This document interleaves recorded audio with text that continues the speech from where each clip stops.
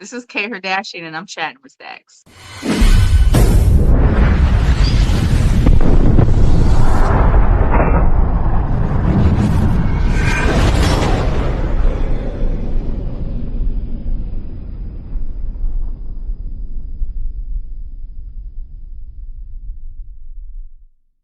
Welcome to this episode of Chatting with Staxx. I'm your host, Bill Staxx, and today I got Kay. What's up, Hey, Kay? Bill. Hey, How you, guys.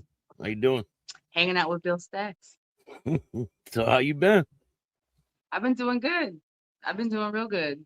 You know, just laying back, paying bills. I'm on another podcast. I'm on a official member of another podcast that's been going really good every Friday at 8 o'clock, and that's I'm in my second episode with them. They're in their 30th episode, and I'm just brand new. So Oh, it's so been what? You chime interesting. in and give them your perspective on things? Yeah, I went on as a guest through a friend, and it's her and two fellas, and they just talk their shit about different subjects, relationships, life, things in general, and their opinions about things, and had me on as a guest, and they really liked me. They like my vibe, and so they made me an official cast member, and I'm in my second episode with them, and it's been interesting. It's been cool. I fuck with it. Yeah, that's cool. Father's Day just passed, and I Yeah. seen your posts online. And I was Mhm. like, damn, let me hit her up and we could talk about your father and you could tell the people about who your father was and some of the things you dealt with when you were younger. Because I seen on Father's Day you were reminiscing about your dad. Yeah. Yeah, this Father's Day felt a little deeper. I think I just woke up and heard a song right away, and it was about losing your dad and stuff. So it just set me off, it set the pace for the day. So I made a post, and yeah, I miss him a lot. I know a whole different side of him than what's portrayed or what people know outside of, you know, being next to him all the time inside the home. Because you got this cop out here, right? Ken. Yeah, that's like a losing battle because, it's not that I'm just, it's not like the totem pole thing, like the whole, I can't do much from down here. You know what I'm saying? So it's been like a mental battle knowing what's said about my father in the book, and I really can't do much about it as far as copyright issues. And I've heard that other people from the book have gotten compensated and cut out of the book and things. And, my dad is just, portrayed as this person that he's not really, I mean, not like he was portrayed in the book at least. So it hurts. It hurts, and it's a little mentally disturbing at times, Yeah, the book but portrays him as a monster, doesn't it? yeah, it does. It definitely does. I read it right away, I didn't waste any time. As soon as my cousin messaged me and said, look, this cop that took your dad down made a book, he had it published, and he even the publisher is kind of famous, he publishes what the James Patterson books, which happens to be, ironically enough, one of my father's favorite books, and one of the books that he actually learned to read on because my father was illiterate, and that's like a full circle moment, I suppose, and not such a good way. So he published a book that was demolishing my father's character. So it does suck, and he's not here to defend himself, which is one of the reasons why I felt like he waited for my father coincidentally to pass away in order to have it published. But When do you put two and two together that it's this cop that brought down your father and it's the same guy that you remember from the kitchen?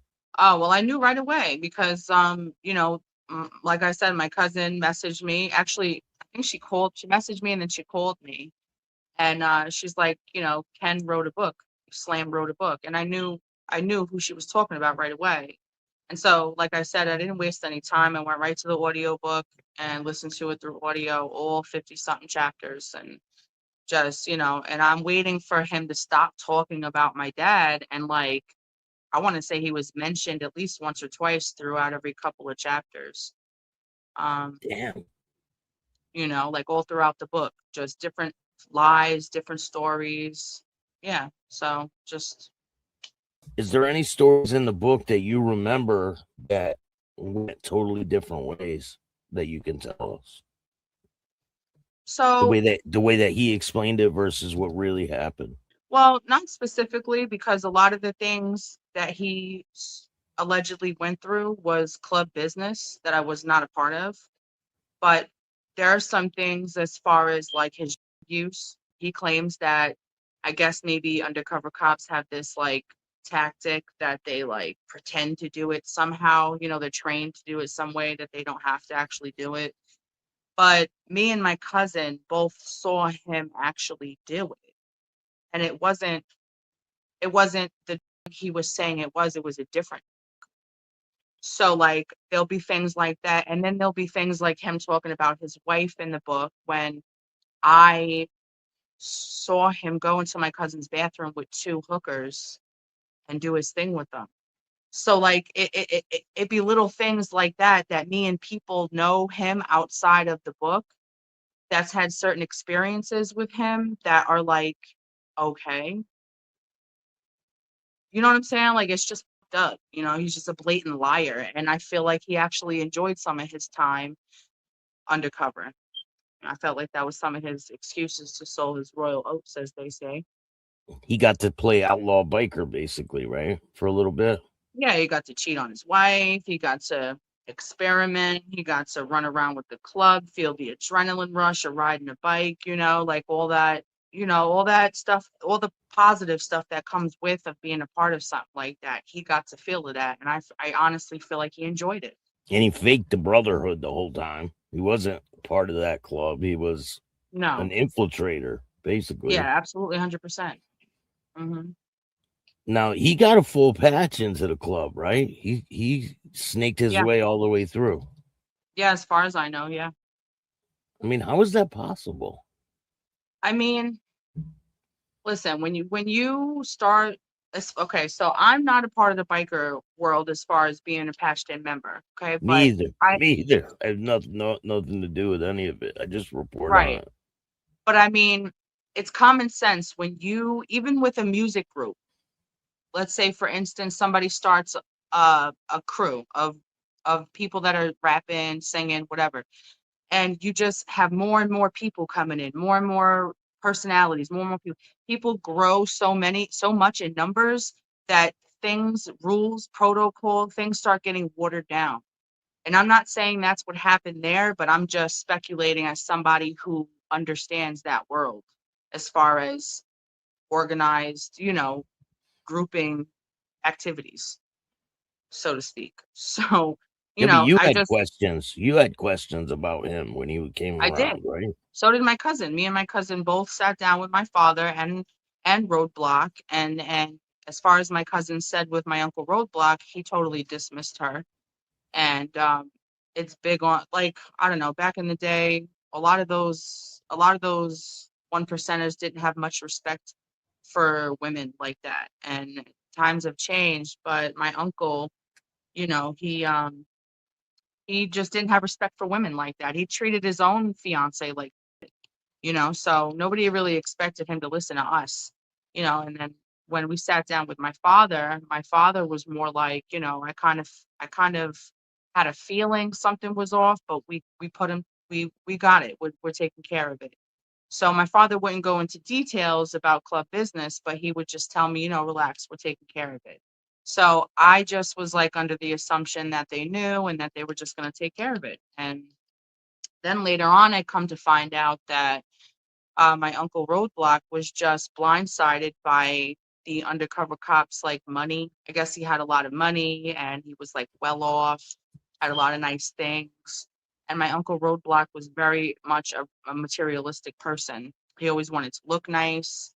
He always wanted to dress nice, smell nice, look the best, be the best in the room, the smartest, the know-it-all, the strongest, the toughest, So I guess Ken Croak made him feel that way, gave him that confidence, gave him that boost, and was like, they were like this. So, although my uncle had absolutely nothing to do with, him in terms of him knowing, but, you know, I just feel like he was young and he's a wannabe because that wasn't his personality when he was younger. It's definitely not. He used to make fun of my dad and my uncles for being in the bike club and I just feel like as soon as his father passed away, he just gravitated like right to it and went full force into it. And he wasn't ready, nor was it for him. So I personally, as the daughter of someone who was taken, went through this specifically, I personally blame my uncle for, being dumb, for being blindsided, being weak. So that's just how I feel about it. Other than the other men, I don't know if they knew. I don't know if they felt like he was, or I don't know, because I wasn't there for club business, but that's just how I feel about it. So you heard stories about what Ken Croak was doing, right? What was the story about him slamming someone on the ground, and that's why how he got that name? Can you walk me through that? Yeah, well, that was a big thing between me and my cousin because, my cousin was dating a pagan. I wasn't. So she had a lot more experiences inside certain like events. Some of the women come to the events, come to the bars and hang out. So she was around a lot more than I was. So she would come back to me and share things with me. And so she kind of explained a little bit about what happened, and it's very vague. It's like foggy, but as far as I was told and knew that he enjoyed it. He took, I don't know how to explain it. I feel like he was definitely high that night. I felt like I heard that from her that he was, and he enjoyed the adrenaline of being the toughest guy in the room, like having to show off his muscle and his, like, he was just one of those cocky, like people. He just enjoyed being the toughest, being talked about, like a lot of people talked about him, bigged him up, made his head full of air, so he was just one of those. So as far as I remember being told that he enjoyed, and in the book, he says that it made him sick, like he's got trauma from it and all this shit. I'm just like, well, What does that's he not say what in the I book? remember. Did he say he had to do it? From what I remember, what I think I remember, I read the book right when it came out. So this was a while ago now, right? I think he was saying how repulsed he was and how he had to do it. Yeah, I believe he said that he just had to do it because if he didn't do it, they would definitely know something was wrong, like something was off. I think if I'm correct, that's what the gist of the reasoning is. So he slammed somebody on their head in the bar, right? I think it was outside. I think he curb stomped him from what I remember. And this is a cop, Yeah, it's an undercover. Yeah, right. and he's hurting people I basically. believe his daughters are now like agents or something like that. Wow. Yeah, that's what I was told. So these agents are really sneaky. Oh, very. Absolutely. I mean, they're trained. They're trained to be, you know. And they So skate that's his outside job. the law. They say that they don't partake in drug use, but they do it. They do illegal things, right? 100%. I mean, what was that movie with Mike Epps, Into Deep? I mean, I'm not sure if that movie is based on true events, but I mean, that really happens. I've heard stories. Undercover cops losing their jobs and getting too into deep into shit that they get lost in it, locked up, all types of shit. So it's not too far fetched. He just got away with it. He just was able to lie. Who's gonna believe me? Who's gonna believe me or my cousin? Coming up from a broken home, living paycheck to paycheck, working two 9 to 5 jobs. Who's gonna believe us? So he got away with everything he did, and it's cool. Go ahead, make your money off my father all you want, because karma comes around regardless. I don't care how much power you have in that badge. Karma will come around for you. I'm not worried about it. So did you ever meet his wife, the agent wife that was playing his wife? No. My Because cousin did. she's on a little book run too, right? I don't know. I haven't heard that, but I do know that the agent that was his wife during the undercover situation was actually not like, I heard that that was another agent. The girl that was pretending to be his wife was another agent. She was. Right, right. And then the dog, right? So my cousin had a dog and they had a dog. And like I said, my cousin was dating a pagan.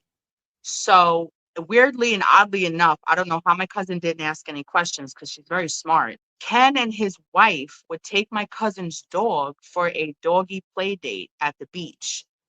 And they planted a chip in my cousin's dog to record audio.